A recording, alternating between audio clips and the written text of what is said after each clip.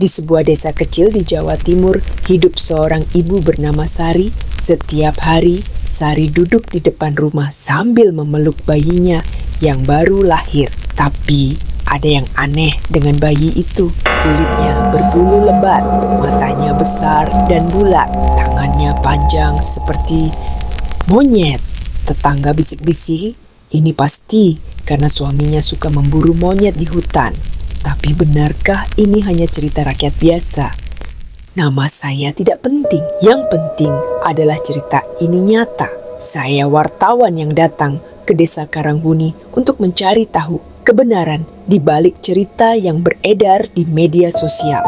Pak Joko adalah pemburu monyet terkenal di desanya. Setiap hari dia pergi ke hutan wilis dengan senapan angin buatannya. Dia jual daging monyet ke pasar untuk hidup keluarganya. Istrinya Bu Sari selalu bilang, "Pak, jangan bunuh monyet terus, kasihan mereka."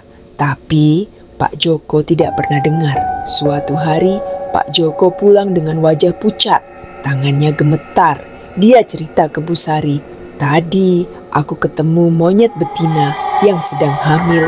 Dia lihat aku dengan mata yang sedih sekali, seperti minta tolong." Bu Sari tanya, "Terus, apa yang kamu lakukan?" Pak Joko diam lama, lalu dia jawab pelan, "Aku tetap tembak dia." Malam itu, Bu Sari mimpi buruk. Dia lihat monyet betina itu datang ke rumahnya. Monyet itu bilang dengan suara manusia, "Kamu akan merasakan sakitku. Anakmu akan seperti anakku."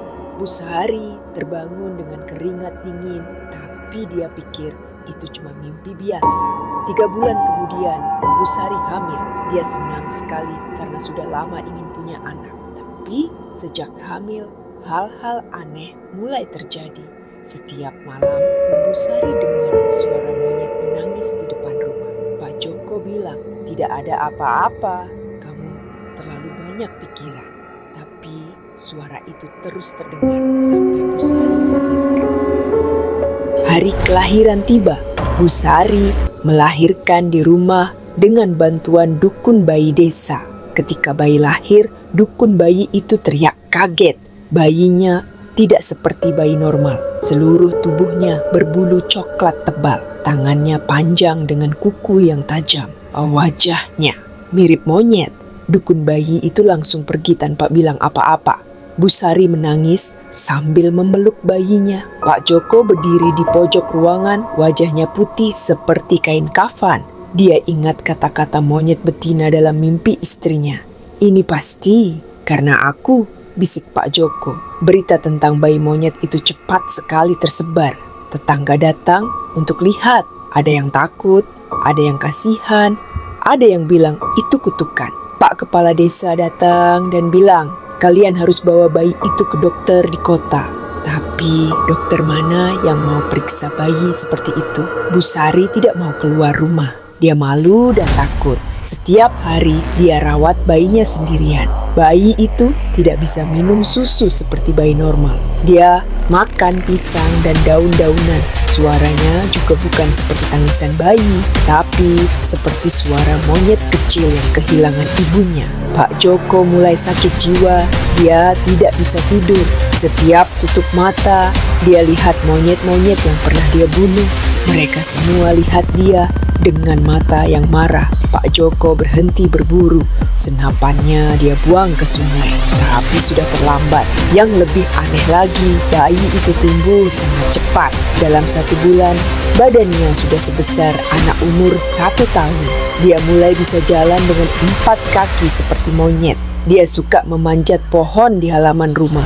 Tetangga mulai takut untuk lewat depan rumah Bu Sari. Suatu malam, Bu Sari terbangun karena bayinya tidak ada di tempat tidur. Dia cari kemana-mana. Akhirnya dia temukan bayinya di atas pohon mangga sedang makan buah mentah.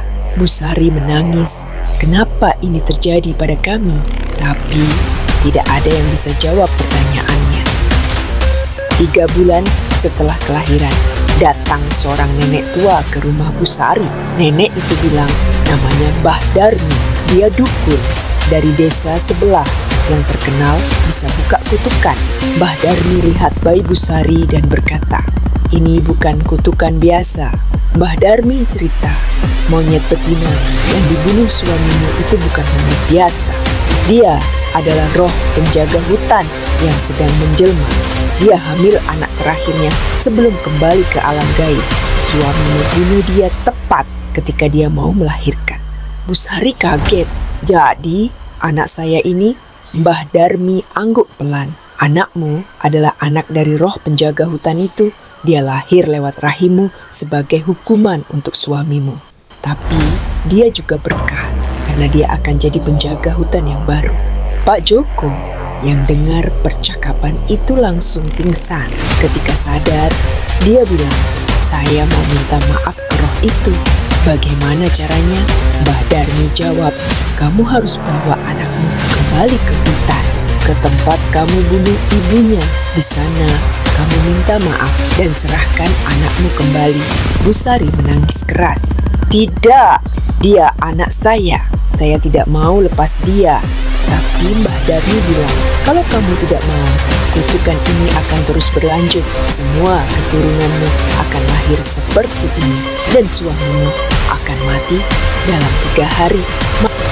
Malam itu Pak Joko sakit keras, badannya panas tinggi dan dia mulai berubah. Rambutnya tumbuh lebat, giginya jadi tajam, kuku-kukunya memanjang. Dia mulai berubah menjadi monyet juga. Busari lihat suaminya berubah sedikit demi sedikit. Keesokan harinya, dengan berat hati, Busari dan Pak Joko pergi ke hutan. Mereka bawa bayi mereka yang sudah sebesar anak kecil itu. Di tengah hutan ada pohon besar yang sudah mati. Di bawah pohon itu, tulang-tulang monyet betina masih terlihat. Pak Joko berlutut di depan tulang-tulang itu. Dia menangis dan bilang, "Maafkan saya. Saya tidak tahu kalau Anda adalah roh penjaga hutan. Saya cuma mau cari makan untuk keluarga. Tapi saya salah. Saya minta maaf." Tiba-tiba angin kencang bertiup, daun-daun berguguran. Dari balik pohon-pohon muncul bayangan monyet betina yang besar. Matanya bersinar seperti bintang. Dia lihat bayi Busari dan tersenyum lembut. Bayi itu tiba-tiba lepas dari pelukan Busari dan jalan ke arah bayangan monyet betina itu. Dia tidak takut. Monyet betina itu peluk bayi itu dengan lembut. Lalu dia lihat Pak Joko dan Busari. "Anak ini adalah anakku yang terakhir," kata suara yang datang dari mana-mana. "Dia akan jadi penjaga hutan baru. Kalian sudah belajar untuk tidak sakiti alam. Kutukan ini sudah selesai." Bayangan monyet betina itu perlahan hilang bersama bayi Busari. Busari menangis, tapi dia tahu ini yang terbaik. Pak Joko tiba-tiba tidak sakit lagi, tubuhnya kembali normal. Sekarang, Pak Joko tidak lagi berburu monyet. Dia jadi penjaga hutan di desanya. Setiap hari dia rawat pohon-pohon dan lindungi hewan-hewan hutan. Busari bantuin suaminya. Mereka hidup sederhana tapi tenang. Kadang-kadang ketika sore hari mereka lihat monyet kecil bermain di pohon-pohon. Monyet itu lihat mereka dan melambai seperti anak kecil. Busari selalu senyum dan bilang, "Itu anakku, dia bahagia di sana." Desa Karangbumi sekarang jadi desa yang hijau. Hutannya lebat dan banyak hewan. Tidak ada lagi pemburu yang berani masuk ke hutan itu. Mereka tahu ada penjaga yang selalu awasi. Cerita ini saya tulis berdasarkan kesaksian langsung dari Busari dan Pak Joko. Mereka masih hidup sampai sekarang di desa Karangbumi. Kalau kalian tidak percaya, silakan datang sendiri ke sana. Tapi ingat, jangan ganggu ketenangan hutan karena penjaganya masih di sana menunggu. Pesan dari cerita ini sederhana. Alam punya cara sendiri untuk balas dendam. Jaga alam, maka alam akan jaga kita. Rusak alam, maka alam akan rusak kita juga.